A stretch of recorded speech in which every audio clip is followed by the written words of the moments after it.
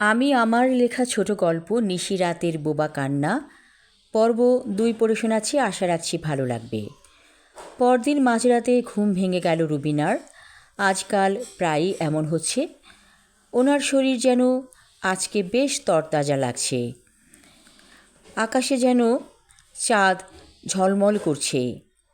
বিয়ের পরপর এই বাসায় অনেক গাছ ছিল। চাঁদনি রাতে হারুনের বাবা আর রুবিনা উঠোনে চেয়ারে বসে থাকত। অপরূপ জ্যোৎস্নার আলোতে যখন প্রকৃতি ভাসত তখন খুব ভালো লাগতো। রুবিনা ছাদে এলো পায়ে পায়ে এবং ছাদে এসে পাটিতে শুয়ে পড়ল। এই পাটিটা দুপুরে পাতা ছিল, ভুলে হয়তো ভাঁজ করেনি কেউ। চিত হয়ে শুয়ে চাঁদ দেখতে খুব ভালো লাগছে। কে যেন খুব আস্তে করে বলল, মা এত রাতে এখানে এলেন? ও মা, বউ দেখি, তুমি আমাকে ফলো করছিলে বুঝি?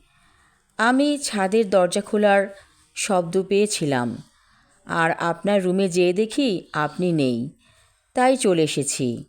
বৌমা, তুমি আমার পাশে শুয়ে থাকো, বলে রুবিনা। বউটি শুয়ে পড়ল শাশুড়ির পাশে। হঠাৎ করে মনে হলো কেউ যেন কাঁদছে। এত সুন্দর চাঁদনি রাতে কে কাঁদে, বলে রুবিনা। মনে হয় নিশি কাঁদছে। কিন্তু মা, নিশিরাত তো তাকেই বলে শুনেছি, যে রাতে আকাশে চাঁদ থাকে না। না মা, নিশিরাত হলো গভীর রাত।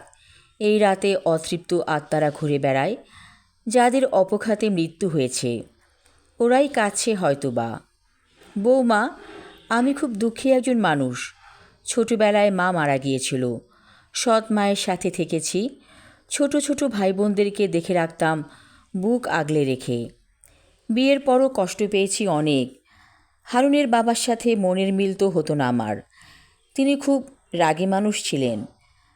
হারুনের বউ কাঁদছে হু হু করে। ও বৌমা, তুমি কেন কাঁদো? মা, আপনার ছেলেও আমার মন বুঝে না। কতদিন বলেছি চাঁদনি রাতে চলো ছাদে যাই, সে বলতো না, যাবার দরকার নেই। কতদিন বলেছি চলো বৃষ্টিতে ভিজি, সে বলেছে না, ঠান্ডা লাগবে, ভিজতে হবে না।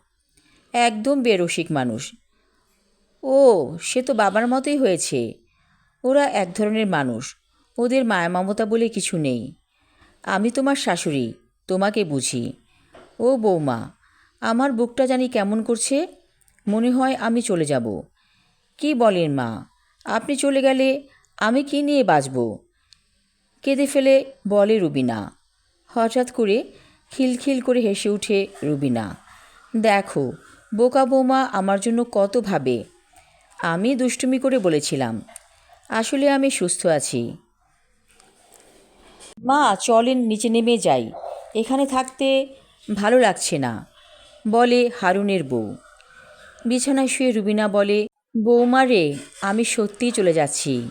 পারলে আমাকে তোরা সবাই ক্ষমা করে দিস। নিশিরাতের বোবা কান্নায় যেন বাতাস ভারী হয়ে গেল।